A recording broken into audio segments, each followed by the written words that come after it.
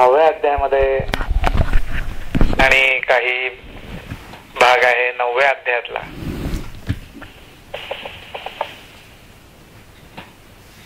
हा अध्याय अर्थात संपूर्ण योगाभ्यास आहे आणि वेगवेगळ्या मार्गाने, परंतु आपल्याला सहज समजेल अशा पद्धतीने माऊलींनी काही योगाची अंग आपल्याला दाखवलेली आहेत. खास करून आपण म्हणू की आपल्यासारखे जे सांसारिक प्रापंचिक साधक आहेत, त्या आपल्या रोजच्या दैनंदिन जीवनामध्ये आपल्याला हा योगाभ्यास कसा काय साधणार, हा योगाचा अभ्यास कसा काय आपल्याला जमू शकणार, तर खरोखरच कठीण आणि अवघड गोष्ट आहे.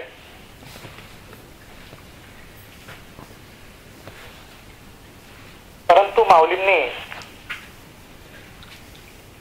हा योगाभ्यास आपल्यापर्यंत पोहोचवलाय आणि एक वेगळा दृष्टिकोन त्याला दिलेला आहे.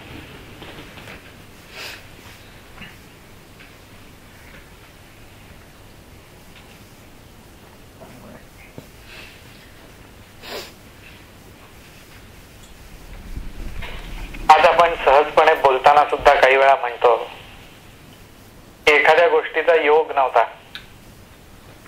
म्हणजेच काय, तर ती गोष्ट जुळून आली नाही, योग्य वेळी घडली नाही. म्हणजेच एखादी गोष्ट जुळून येणं, योग्य प्रकारे घडणं, योग्य वेळी घडणं किंवा यथायोग्य वेळी घडणं म्हणजे योगच आहे.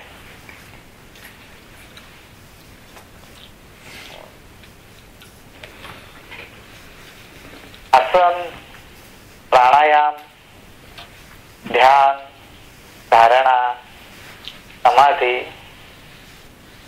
हा तर योग आहेच, महायोग आहे. परंतु परमेश्वराचं नाम, परमेश्वराच्या नामाचं स्मरण करत असताना आपल्याकडनं सुद्धा हा संपूर्ण योग घडू शकतो. तो कसा घडावा,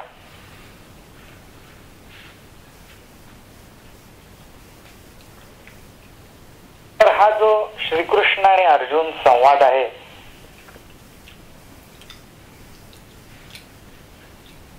तो संवाद इतक्या सुंदर रीतीने माऊलींनी मांडलाय की श्रीकृष्ण अर्जुनाला विचारतात की योगाभ्यास जाणून घ्यावा ही तर तुला उत्सुकता आहे,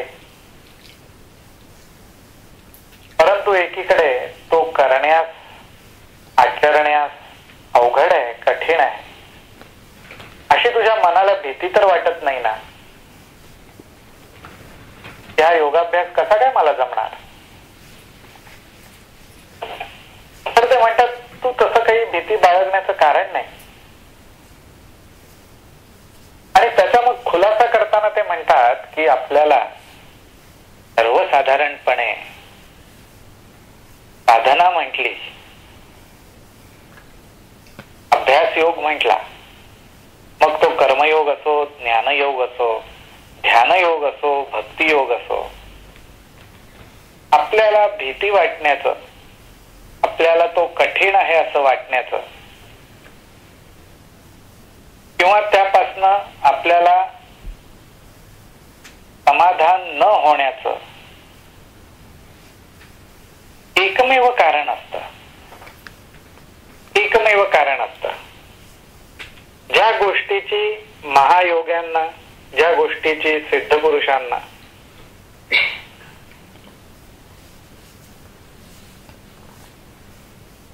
सुद्धा मनात शंका असते किंवा येऊ शकते, तीच गोष्ट आपल्याला सुद्धा अडथळा निर्माण करतं. आणि ती गोष्ट म्हणजे आपलं इंद्रियांवरचं प्रेम.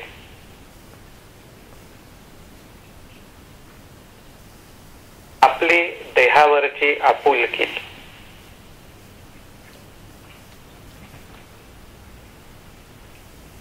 आपण देहाच्या इंद्रियांच्या सुखाचा जो पहिल्यांदा विचार करतो,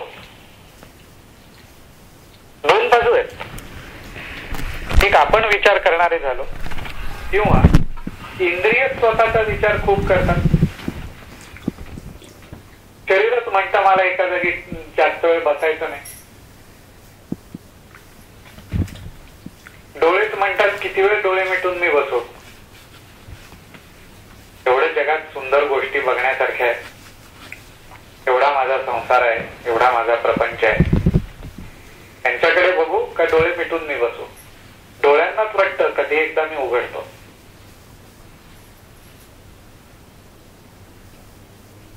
कानांनाच सतत बाहेर धावायचं असतं.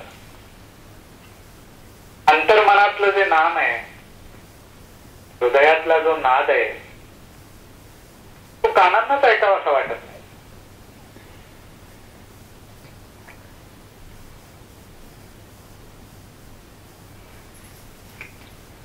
आताच कंटाळा करतात की त्या परमेश्वराच्या चरणांना स्पर्श करू का नको.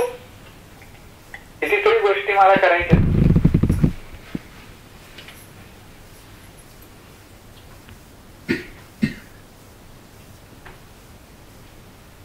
अनेक गोष्टी समोर दिसायला लागतात, आणि ही इंद्रिय आपल्या सगळ्या अभ्यासामध्ये अडथळा निर्माण करतात.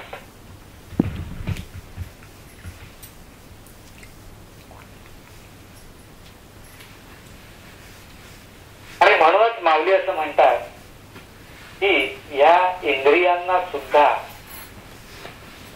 योग्य प्रकारे हाताळलं पाहिजे, युक्तीने हाताळलं पाहिजे, त्यांचं सुद्धा समाधान झालंच पाहिजे. अति लाड नकोत आणि अति निग्रह पण नको, अति कडकपणा पण नको. आधी सोपी उदाहरण देताना माऊली म्हणतात की साधं व्यावहारिक कर्म असो, संसारातलं कर्म असो, किंवा साधी नाही असत पाककला असो, सगळ्या गोष्टी युक्तीने कराव्या लागतात. आणि युक्ती म्हटली कीच बुद्धीचं काम आलं, नाहीतर त्याला युक्ती कसं म्हणणार आपण. एखाद्या गोष्टीशी युक्त होणं म्हणजे तिथे मनाचं आणि बुद्धीचं कार्य हे आलंच. आणि जेव्हा आपण एखाद्या गोष्टीशी युक्त होतो किंवा होऊ शकतो, तेव्हाच आपल्याला युक्त्या सुचतात. एकदम युक्त्या सुचत नाहीत, एकदम उपाय सुचत नाहीत. मन आणि बुद्धी एकत्र जर झाली असेल तरच युक्त्या सुचतात. एकदम चमत्कार घडल्यासारखा मनाला साक्षात्कार होतो आणि एखाद्याला न येणारी गोष्ट सुद्धा साधून जाते असं वरवर वाटतं. पण तसं घडण्याचं होण्याचं कारण एकच असतं, मन आणि बुद्धी एकत्र आलेली असते. आणि एका क्षणात तळायच्या आत उपाय सुचतो, युक्ती सुचते, मार्ग सापडतो. पण तिथं हा योग जुळावा लागतो. आणि म्हणून हा योग जुळण्यासाठी माऊलींनी अनेक गोष्टी आपल्या दैनंदिन जीवनातल्या सांगितल्या आहेत, सोप्या पद्धतीने सांगितल्या आहेत. आणि त्या तशा पद्धतीने आचरणात आणणं, त्या तशा पद्धतीने अभ्यास करणं, हा आपल्यासाठी महायोग आहे. माऊली म्हणतात, ज्याप्रमाणे आपण काम युक्तीने करतो, कर्म सुद्धा युक्तीने करतो, की कुठेही आपलं जास्त नुकसान होता कामा नये. झाला तर फायदाच, पण नुकसान होता कामा नये. अशाच पद्धतीने माऊली म्हणतात, आहार पण घ्यावा, आवडीचा घ्यावा, पण इतपतच आवडीचा असावा. त्याच्यात जिभेचे जास्त लाड पुरवायचे नाहीत. हे असंच हवं, हे तसंच हवं, हे असंच का, हे तसंच का,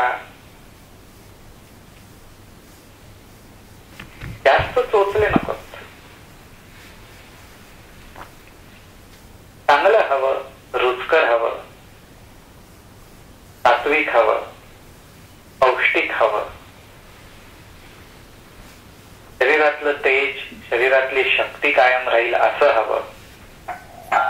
सगळं ठीक आहे, पण इंद्रियांचे लाड पुरवणार नको. इतपत आहारावर नियंत्रण असावं की तो योग आपल्याला साधला.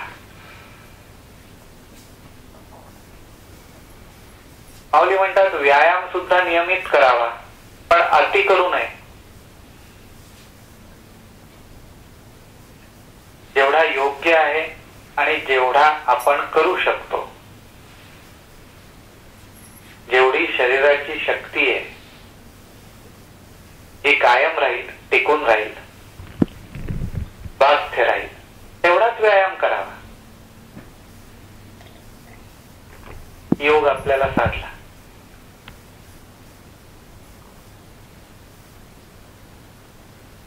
बोलून मापून बोलावं. भाषण सुद्धा नियमित असावं. भाषण सुद्धा योग्य असावं. भाषण सुद्धा रुचकर असावं. त्याची चव जर कोणी घेतली तर मनाला आनंद वाटावा.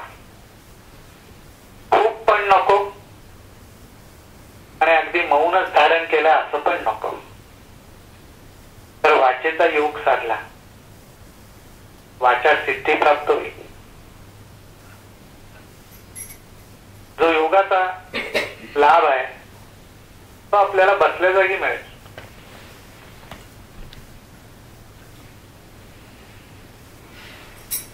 माऊली म्हणतात झोप सुद्धा उत्तम घ्यावी, व्यवस्थित घ्यावी. जेव्हा शरीराला आवश्यकता आहे आणि जेवढी आवश्यकता आहे तेवढी झोप जरूर घ्यावी, पण जास्त पण नको की ज्यामुळे आळस निर्माण होईल. जास्त पण नको की ज्यामुळे साधनेतला आनंद आणि उत्साह निघून जाईल. तर इतपतच हवी की तेवढी शरीराला विश्रांती दिल्यामुळे परत साधना करावीशी वाटेल, परत नामाचं स्मरण करावंसं वाटेल.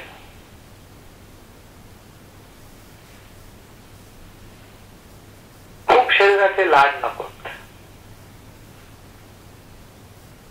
शरीर सशक्त आहे, सुदृढ आहे, स्वस्थ आहे, चांगली गोष्ट आहे.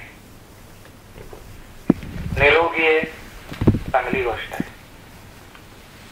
रोगी आहे, दुःखाची गोष्ट आहे. क्लेश आहेत, वेदना आहेत.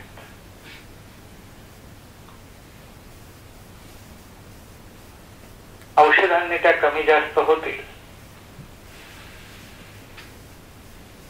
पण त्या रोगाचे सुद्धा जास्त लाड नकोत.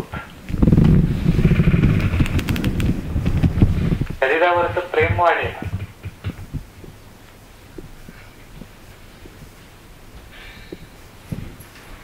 इंद्रियांवरचं प्रेम वाढेल.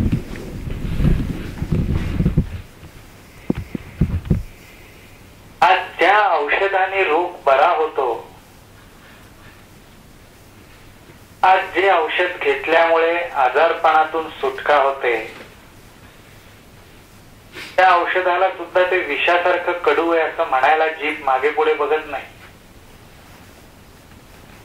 पण तेच औषध घेतल्यामुळे रोग बरा होतो.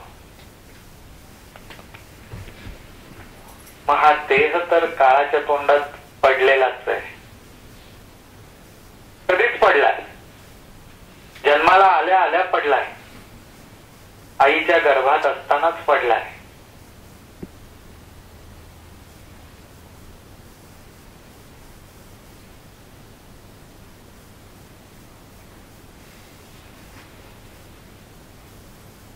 मग ह्या जन्म मृत्यूच्या वेदनांपासून सुटायचं असेल आणि ती सुटका ज्या नामस्मरणामुळे होते, ती सुटका ज्या सत्संगामुळे होते,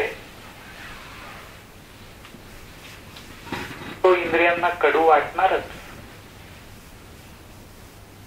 देहबुद्धीला अगोड वाटणारच. त्याच्यात विशेष ते काय?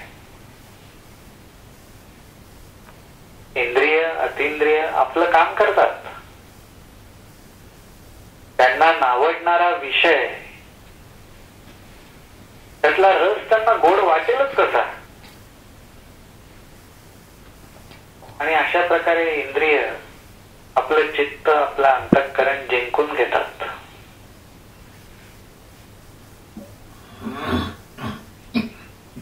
आणि ते एकदा का जिंकून घेतलं की मग संतांना सुद्धा अमृतापेक्षा जे नाम गोड वाटलं ते आपल्याला कडू वाटतं.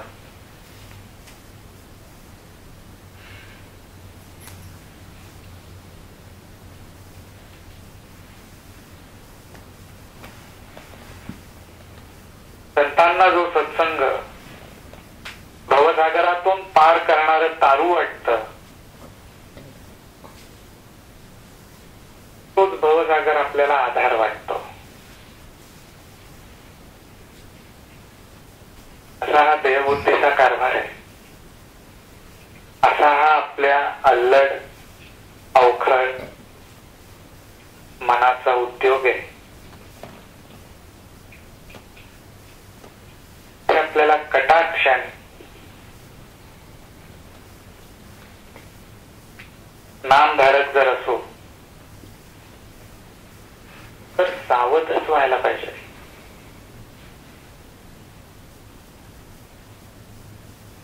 ही देहबुद्धी, हे इंद्रिय कधी आपले विष देऊन घात करतील सांगता येणार नाही.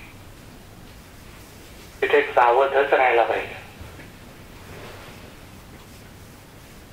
आपल्या मनातला हेतू, आपल्या मनातला भाव आपणच तपासून पाहायला पाहिजे. तिथं दुसऱ्याचं काम नाही. आपण दुसरा तिथे काही करूच शकत नाही. आपलंच आपल्याला समजतं, आपलंच आपल्याला जाणवतं.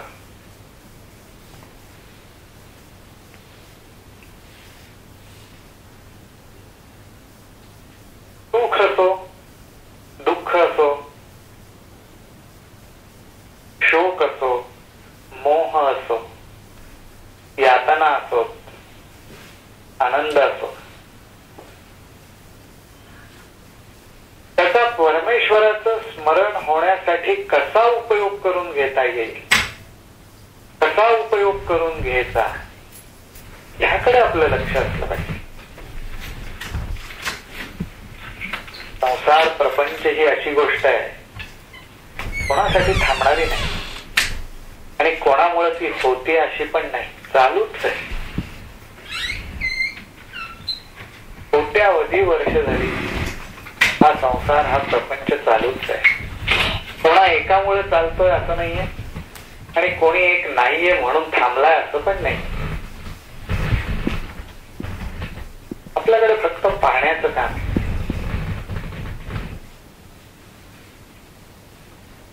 धरता येण्यासारखं याच्यात काहीच नाही आहे. किती धरलं तरी हाताला काहीच लागणार नाही आहे. इतका प्रवाह जोरात आहे. धरण्याचा प्रयत्न करू नका. म्हणून सोडून द्यायचं असं पण नाही. माऊली म्हणतात फक्त जे आहे, जे होत आहे, जे घडत आहे,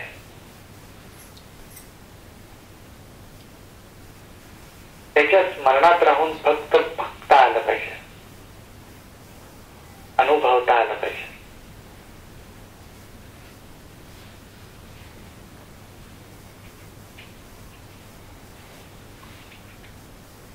आणि अशा पद्धतीने हळूवारपणे कायिक, वाचिक, मानसिक याच्यात एक प्रकारची सुसूत्रता, नियमितपणा,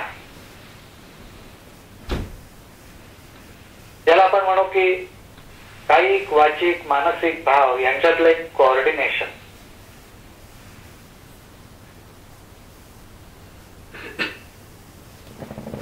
हळूहळू अभ्यासाने असं तयार व्हायला पाहिजे की त्याच्यात एक प्रकारचा बॅलन्स आला पाहिजे, एक प्रकारचं समत्व, स्थिरत्व आलं पाहिजे. त्याला माऊली योग म्हणतात. आणि असं ज्याच्या अंतःकरणामध्ये तयार व्हायला लागेल, माऊली म्हणतात त्याला योग म्हणजे खेळणं आहे. तो अगोदरच योगी झालेला आहे. त्यांनी वेगळा योग साधायचा आहे असं नाहीये.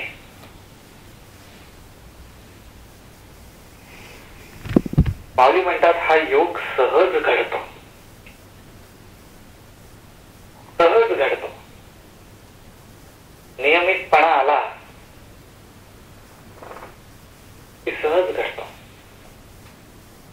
नामधारकांसाठी नियम एकच,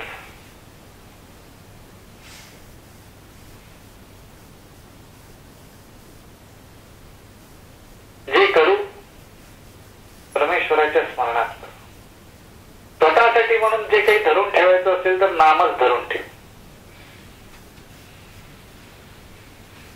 दुसऱ्या काही गोष्टी धरून ठेवायच्या असतील तर त्या तेवढ्यासाठीच धरून ठेव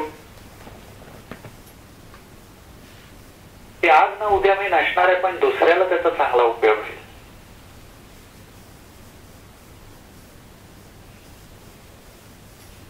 ते चांगलं आहेत म्हणूनच मी धरून ठेवलंय, पण माझं नको.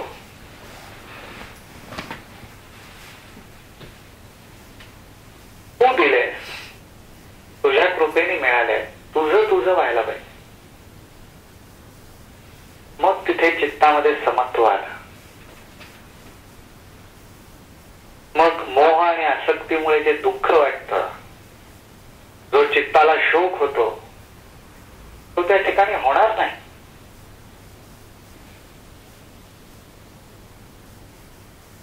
आज दुसऱ्याचं नुकसान झालं, दुसऱ्यावर आपत्ती आली, दुसऱ्याच्या बाबतीत दुर्घटना घडली,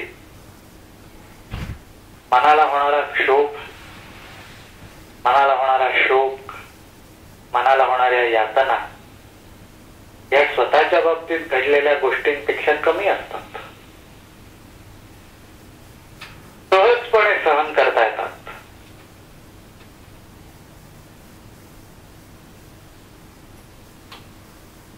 फक्त कल्पनेत राहतात, अनुभवात उतरत नाहीत.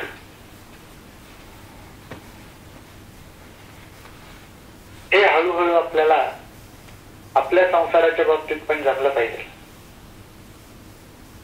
ते जमायला जो वेळ लागतो त्याचं कारण एकच असतं, मन सारखं मी माझं म्हणत असतं. मी माझं, हे माझं आहे, हे माझं आहे, हे माझ्या संसारातला भाग आहे.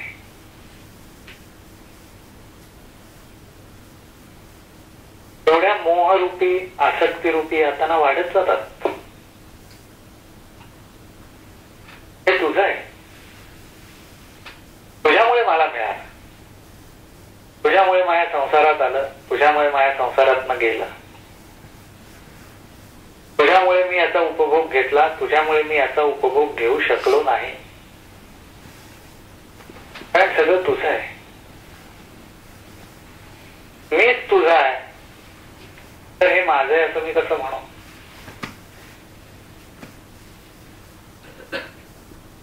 हा महायोग आहे. हा अत्यंत सहजपणे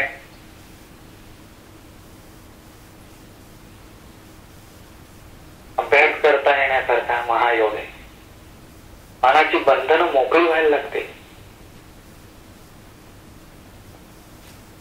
संसार तोच, प्रपंच तोच, व्यवहार तेच, साक्षीभाव प्रगट व्हायला लागेल.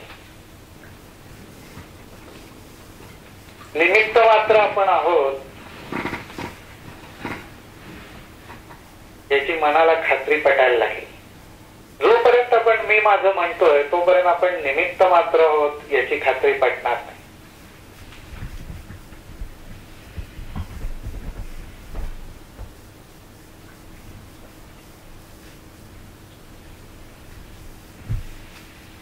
तर हा योग आपल्याला साधला पाहिजे.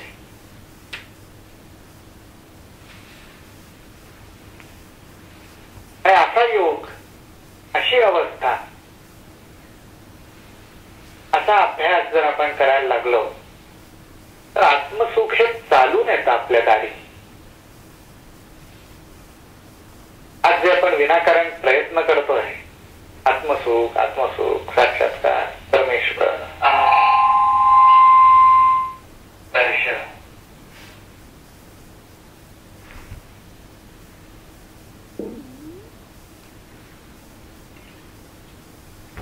हा विनाकारण त्रास घेतोय आपण.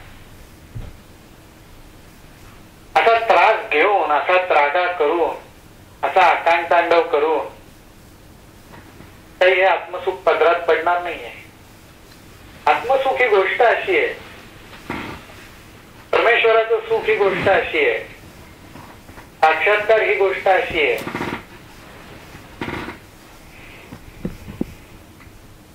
की ज्याप्रमाणे नवरा मुलगा लग्न मंडपात उभा राहतो,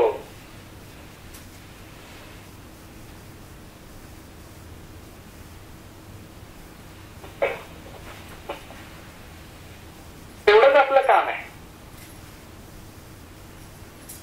एवढंच उभं राहण्याचं आपलं काम आहे. शेवटी त्या नवरीने आपल्या गळ्यात माळ घालावी लागते.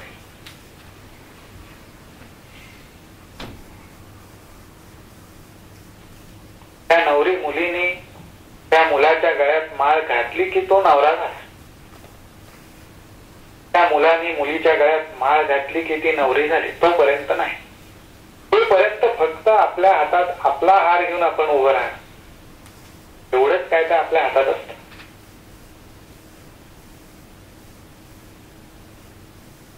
आत्मानुभव, परमेश्वराची कृपा, सद्गुरूंची कृपा ही आपोआप आणि सहज घडणारी गोष्ट आहे. ती घडण्यासाठी काय केलं पाहिजे?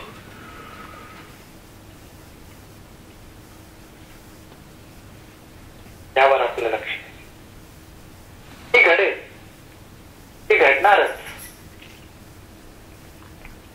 आज ना उद्या प्रत्येकाच्या बाबतीत ती घडणारच, त्याला पर्यायच नाही आहे.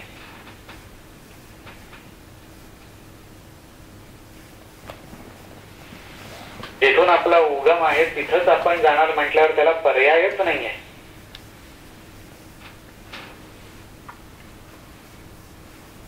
मला साक्षात्कार कधी होणार नाही अशक्य आहे, असं म्हणणंच अशक्य आहे.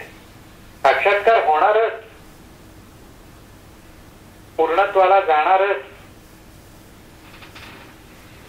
ओंकार, सोहम, शिवोहम याची अनुभूती येणारच. कारण जे आपण आहोत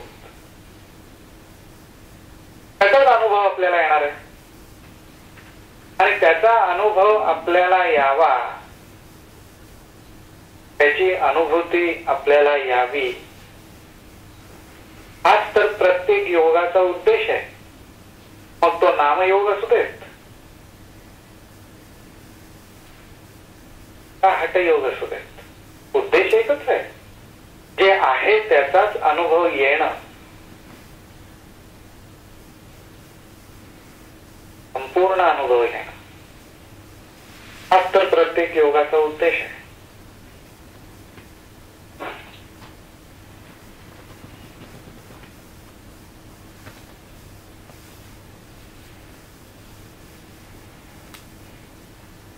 जे आपण आहोत त्याचा आपल्याला जो विसर पडलाय, त्या गोष्टीशी युक्तीने जुळणं, हाच तर आपला योग आहे. हाच तर आपला महायोग आहे. हाच तर आपला अभ्यास योग आहे.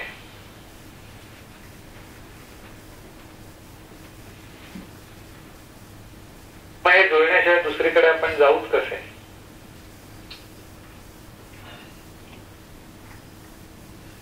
महत्वाचा भाग एवढाच आहे, तिथंच जाणार आहोत, तिथंच पोचणार आहोत. योग्य वाटेने जाऊ. यावर धोके कमी आहेत, किंबहुना नाहीच आहेत.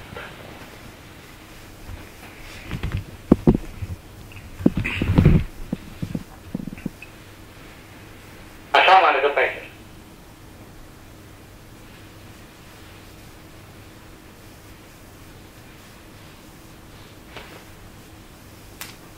माऊली म्हणतात की हे सगळ्यांना साध्य होणार,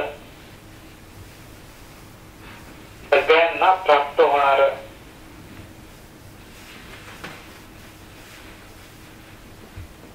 असं साधन आहे, अशी गोष्ट आहे. परंतु इथेच माऊली आपल्याला सावध करतात आणि ते म्हणतात ज्ञान योगाकडे तुझं लक्ष आहे, बुद्धी योगाकडे तुझं लक्ष आहे, शास्त्रार्थामध्ये तुझं लक्ष आहे. सगळ्या गोष्टी काय आहेत, कशा आहेत, कशा घडतात ह्या तुला माहिती आहेत. फक्त एका गोष्टीकडे तुझं लक्ष नाही आहे, अभ्यास योग. अभ्यासाकडे तुझं लक्ष नाही.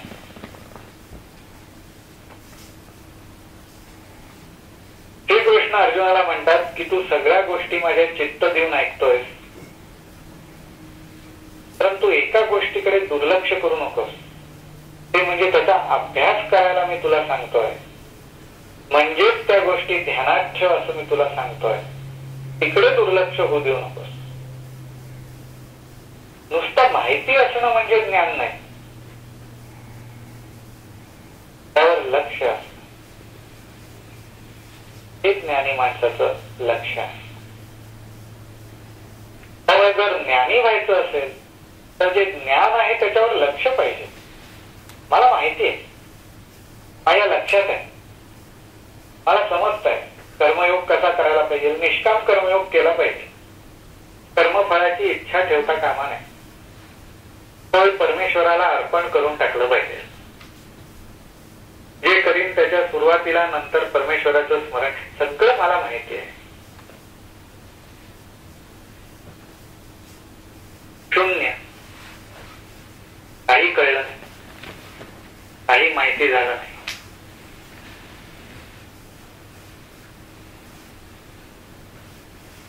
कारण हे नुसतं कळणं, समजणं, ज्ञान आहे, माहिती आहे, लक्षात आहे, नुसतं सगळं बुद्धीचा वरवरचा खेळ आहे. हृदयाला कुठं स्पर्श झालाय त्याचा?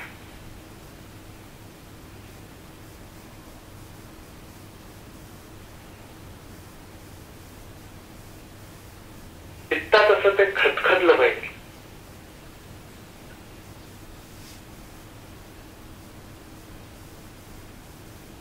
इतकं खदखदत राहायला पाहिजे की कुठलं फळ आणि कुठला त्याग, कुठलं कर्म, कुठलं निष्काम कर्म, कुठला हिशोब मनाने ठेवायचा. मला एकच माहिती, परमेश्वराचं नाम घे. मला एकच माहिती, जे आहे परमेश्वराचं. मी आहे परमेश्वराचं आहे. माझं असणं जे आहे हेच परमेश्वराचं अस्तित्व आहे. कारण आज मी नाही तर मग परमेश्वराची आठवण करणार कोण? मी नाही तर परमेश्वर थोडीच माझी आठवण करत बसतो. आज मी आहे म्हणून मी परमेश्वराची आठवण करतोय. आज मी आहे म्हणून परमेश्वर आहे. आणि मी आहे ही माझी आहेपणाची जाणीव आहे, ह्याचाच अर्थ परमेश्वर सुद्धा आहेच आहे.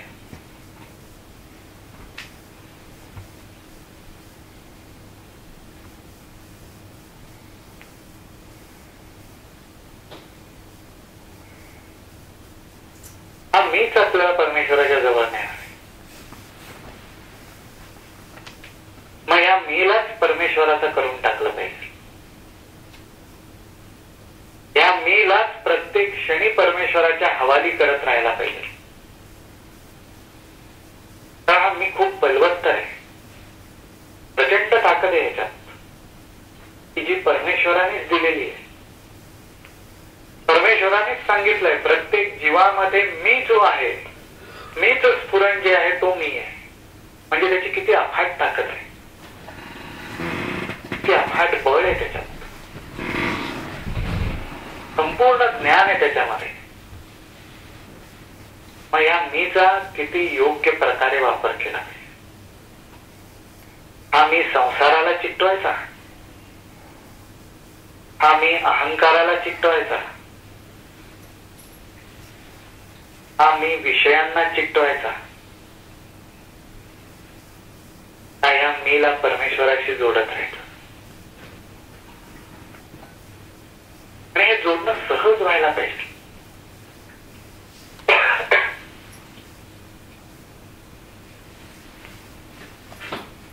सुरुवातीला थोडे श्रम पडतील, अभ्यास करावा लागेल, मनाच्या कलानी घ्यावं लागेल, पण उद्देश एकच असला पाहिजे. आज अनेक धागे एकत्र येत येत येत सुंदर वस्त्र तयार होतं.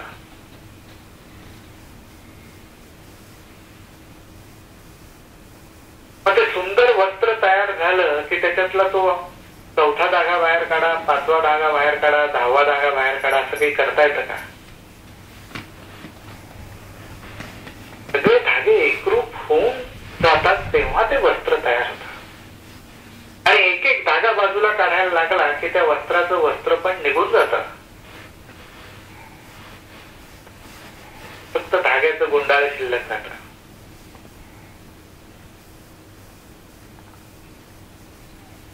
म्हणजे धागे एकरूप जेव्हा होऊन जातात त्यावेळी त्याची सुंदर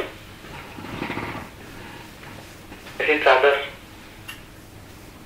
शाल, वस्त्र तयार होत. तसे आपले अनेक विचार, तसे आपले अनेक भाव एकात एक जोडत परमेश्वराशी अनुसंधान राखत असे एकरूप होऊन गेले पाहिजेत.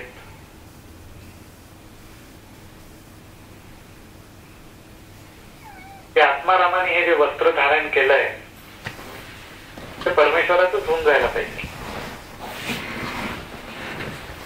अशा रीतीने नामधारकाला योगाचा अभ्यास केला पाहिजे. मग तो एका जागी बसून नामस्मरणाचा अभ्यास असेल, चालता बोलता असेल, व्यवहार करताना असेल, कर्म करताना असेल, ज्ञान संपादन करताना असेल किंवा ध्यान करताना असेल. पण नामधारकाला हा योग असा सहजपणे करता आला पाहिजे, युक्तीने करता आला पाहिजे. इंद्रियांची आणि मनाची युक्ती आपल्यावर चालू द्यायची नाही.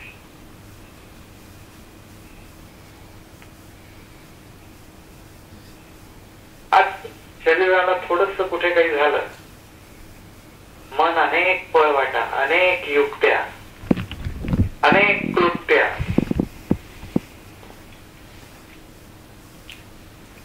शोधून काढतात.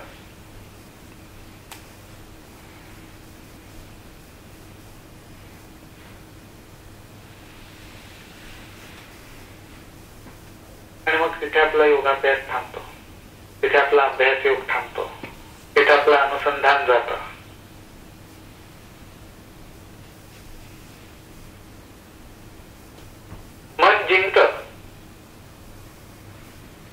मन जिंकत आनंदित होत. आणि मनाला आनंद झाला की करतं काय?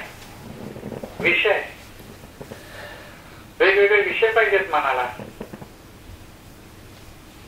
आहे जशी आहे त्या परिस्थितीत जी गोष्ट आनंद देईल तिथं मन रमतं. आणि परमेश्वराच्या अनुसंधानापासून आपल्याला लाभ मिळतो. तिथं सावध राहायला पाहिजे.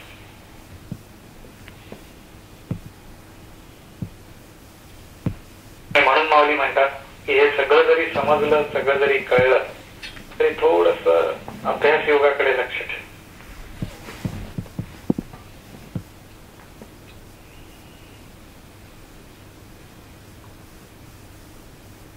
अशा पद्धतीने आपण हा अभ्यास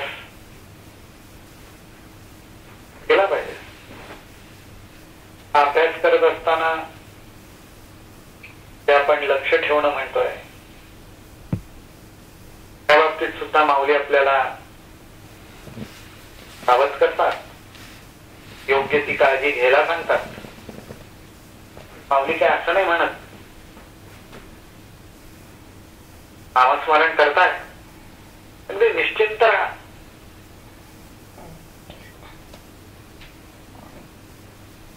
असं नाही म्हणत. त्या काळातल्या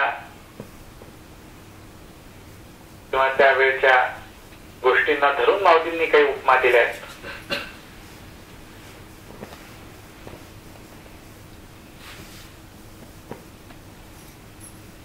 त्या दृष्टीनेच माऊली असं म्हणतात की एखाद्या नावेला जर काही छिद्र पडलेली असतील पण आपल्याला पोहता येत आहे, अशी एखाद्याने खुशारकी मारून ती नाव काही बुडणार नाही, चला त्याच नावेने जाऊ, नाही बुडलं तरी पोहता येतंय ना, अशा भरवशावर राहू नये.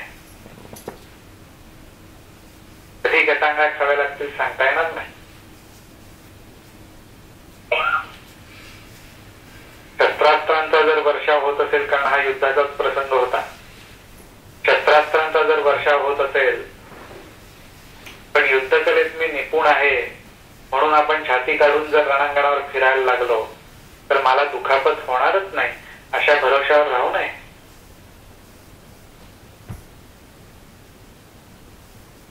म्हणजे त्याचा अर्थ असा की आज वेगवेगळ्या प्रकारची शस्त्रास्त्र आहेत, त्यांनी होणाऱ्या दुखापती सुद्धा वेगवेगळ्या आहेत. कायिक, वाचिक, मानसिक अनेक शस्त्र आहेत. त्या शस्त्रांचा योग्य प्रकारे वापर नेहमीच केला जातो असं नाही, त्या शस्त्रांचा दुरुपयोगच केला जातो आणि त्याचे शरीरावर, मनावर, चित्तावर, भावनांवर घाव बसतातच. पण आम्ही नामात आहोत, आमच्यावर घाव बसणारच नाही, अशी पण खुशारकी नको. मनाची, चित्ताची योग्य ती काळजी घेतलीच पाहिजे.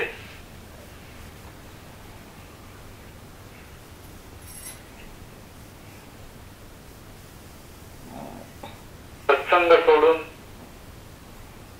कुसंगत आपण जी म्हणतो की ज्याच्यामुळे चित्तावर, मनावर मोह, आसक्ती, दुःख, अहंकार, काम, क्रोध, लोभ, मोह, मद, मत्सर यांचा लेप जर पडणार असेल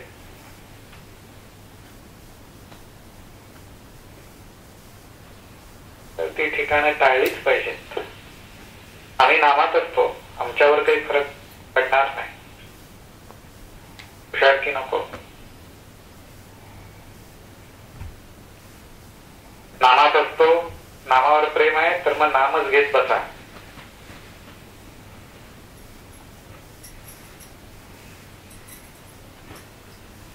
जिथे या शस्त्रांचा वर्षाव होईल, जिथे एखादं निसक्त हे शस्त्र आपल्याला लागेल, मुद्दामून त्या रणांगणात जाऊन कशाला चक्कर मारून यायची? मुद्दामून चक्कर मारायला जायचं कारण वेळ पडलीच तर आपल्याकडचं शस्त्र आणि अस्त्र असं आहे की जे कोणाकडेच नाही, पण उगीच आपल्याकडे ते आहे म्हणून त्याचं पण मिरवलं, त्याची पण मिरवणूक काढली पाहिजे असं पण नाही.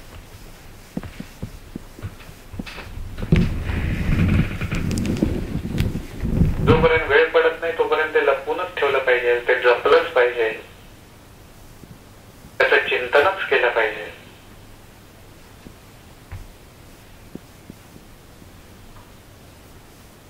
त्या गोष्टी नामधारकाला जपाव्या लागतात. आम्ही नामात आहोत, आम्ही परमेश्वराचं ध्यान करतो,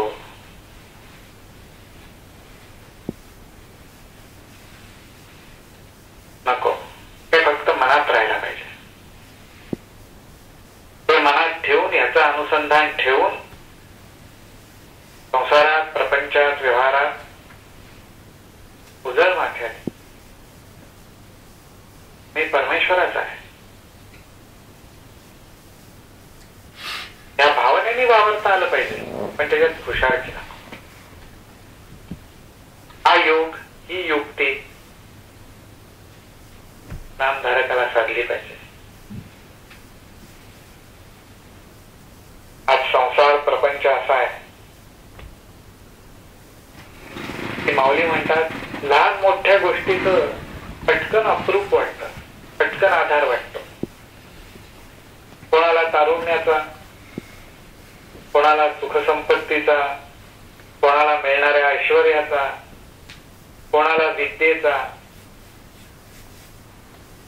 ज्ञानाचा, एकदम आधार वाटतो.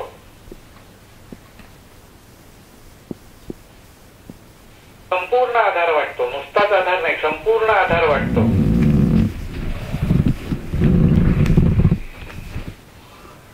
पण तो भरवसा सुद्धा कितपत ठेवायचा हे समजून घेणं आणि हे समजणं हा सुद्धा एक योग आहे. आपल्या ज्ञानावर, विद्येवर, संपत्तीवर, ऐश्वर्यावर किती अवलंबून राहायचं. अवलंबून राहायला पाहिजे, आधार वाटला पाहिजे, कारण प्रपंचाला त्याच गोष्टी आधारभूत आहेत, पण यथायोग्य.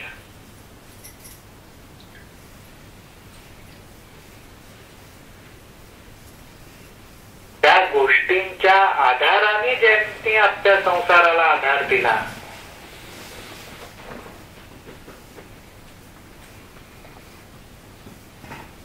त्याचा आधार पहिल्यांदा वाटला पाहिजे.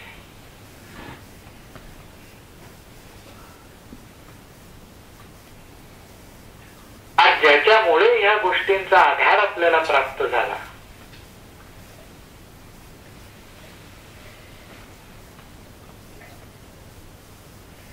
आज तो कुठे ना कुठेतरी आपल्याला आधार देईलच. आणि आज आपण मनुष्य प्राणी, बुद्धिवान प्राणी या पृथ्वी तलावरचे म्हणून एवढा विचार करतो.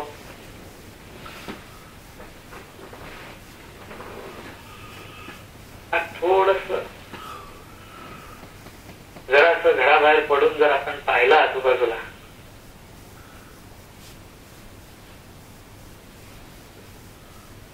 तर खरोखरच अनेक मनुष्य प्राणी सुद्धा असे आहेत आणि इतर योनीतले प्राणी तर भरपूर आहेत. पशु पक्षी झाडं भरपूर आहेत. कोणाचा कोणाला आधार आहे? कोण घेतंय त्यांची काळजी? कोण बघतंय त्यांच्याकडे? कोण सोय करतंय त्यांची? आपली काळजी घेणारे, आपल्याला आधार देणारे त्यांच्या मानाने कितीतरी जण आहेत. पण असे कितीतरी जण आहेत की ज्यांना खऱ्या आधाराची गरज आहे. त्यांना आधार नाहीये, पण कुठल्या तरी आशेवर, विश्वासावर त्यांचा पण दिवस उगवतोय, त्यांचा पण दिवस मावळतोय, परत दुसरा दिवस पण उगवतोय, तो पण मावळतोय. त्यांची सुद्धा तो जर काळजी घेतोय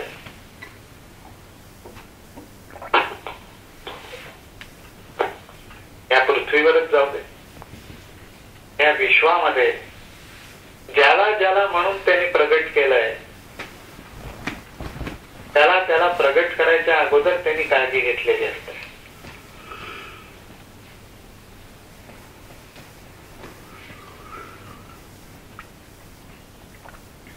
पण त्यांनी जो आपल्याला आजपर्यंत आधार दिला त्यांनी यथायोग्य दिलेल्या आधारामुळेच तर आपल्याला हा मार्ग सापडला.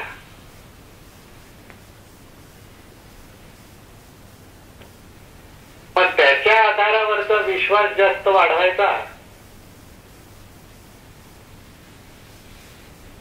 तो ज्या गोष्टींचा आधार देत गेला ते आधार वाढवायचे.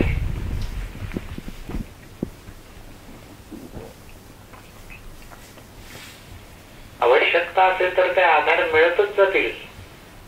आवश्यकता असेल तर तोच प्रेरणा देईल.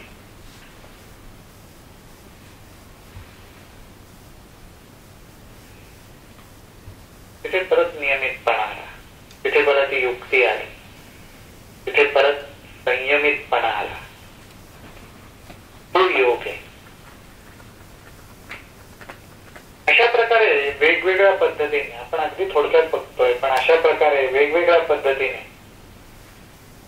माऊलींनी हा अभ्यास योग, योगाभ्यास दोन वेगवेगळा आहे. अभ्यास योग वेगळा आहे, योगाभ्यास वेगळा आहे. पण माऊली समजून सांगतात आणि थोडक्यात एकच संदेश माऊली देताना दिसतात तो म्हणजे असा की कोणत्याही गोष्टीचा अतिरेक होऊ देऊ नका. कोणत्याही गोष्टीचा, कुठलीही गोष्ट असो,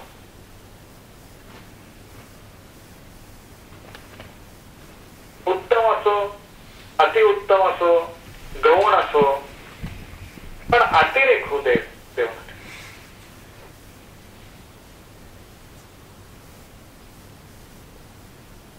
आणि या अतिरेक होण्यापासून ते एकच गोष्ट बाजूला ठेवतात,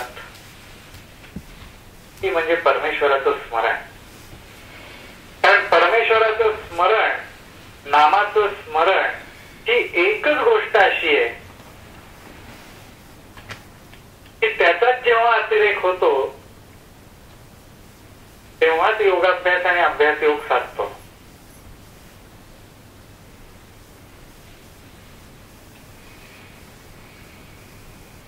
ही एकच गोष्ट अशी आहे की त्याचा जेव्हा अतिरेक होतो तेव्हा चित्ताचं समत्व होतं.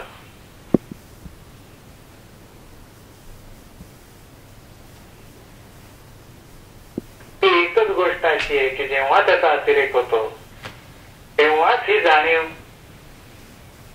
तेव्हाच ही निष्ठा, तेव्हाच हा विश्वास प्रबळ होतो की माझं हृदयही सत्करू, माझं हृदयही सत्करू. तोपर्यंत नुसते 3 शब्द आहेत, माझं हृदय सत्करू. उपयोग काय त्या शब्दांचा?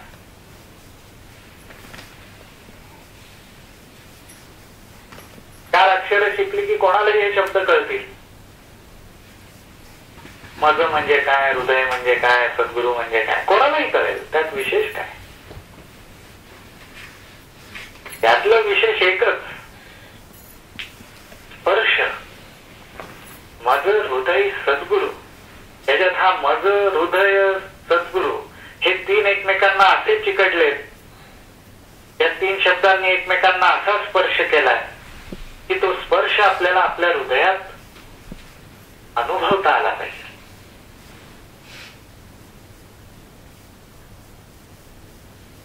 तर या 3 शब्दांमधनं अर्थ प्रगट होतो.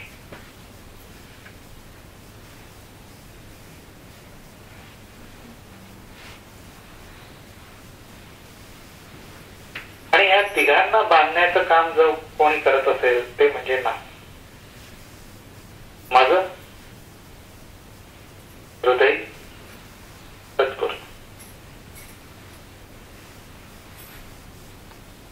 या 3 गोष्टींची मोळी, सांगड जे कोण घालत असेल ते म्हणजे ना, एकमेकांना दूर ठेवत नाही, एकमेकांना एकच करायला लागतो ते म्हणजे ना. अशा पद्धतीने आपला हा योगाभ्यास आणि अभ्यास योग हा होत राहिला पाहिजे.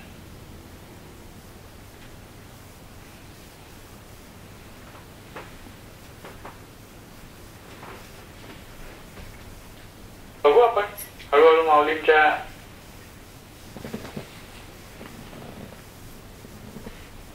या खुब्या आहेत आणि सोप्या पद्धतीने सहजपणे आपल्याला मार्गदर्शन करणं हाच त्याच्यात उद्देश आहे. त्याच्यात त्यांचं प्रेम आहे, ममत्व आहे, माया आहे, म्हणून त्यांना माऊली म्हटलेलं आहे. तर बघू आपण त्यांना आपल्याला काय काय सांगायचंय, त्यांच्याकडनं समजून घेऊ हळूहळू आपण. या गोष्टी जरूर लक्षात ठेवा. नामधारक म्हणून कसा अभ्यास करायचा, कुठे सावधगिरी बाळगायची, कुठल्या गोष्टींवर लक्ष ठेवायचं, हे सुद्धा लक्षात राहायला पाहिजे. तर आपल्याला वाटचाल विश्वासपूर्वक, निष्ठापूर्वक करता येईल. नुसती आपल्या आपल्या तंद्रीत नुसतं आपलं आपलं मनाचं समाधान करत, नुसतं आपल्याच विचारांनी आपलं समाधान करत अशी वाटचाल नको. आपले विचार, आपलं मत, आपल्या कल्पना या संतांच्या वचनावर, त्यांच्या कल्पनांवर आपल्याला घासून बघता आल्या पाहिजेत, तपासून बघता आले पाहिजेत की मी माझ्या स्वप्नांच्या राज्यात वावरतोय का संतांनी ज्याला स्वानंद साम्राज्य म्हटलंय त्या राज्यात वावरतोय. ते आपल्याला तपासून बघता आलं पाहिजे. तर असं आपण सगळे मिळून लक्ष ठेवू.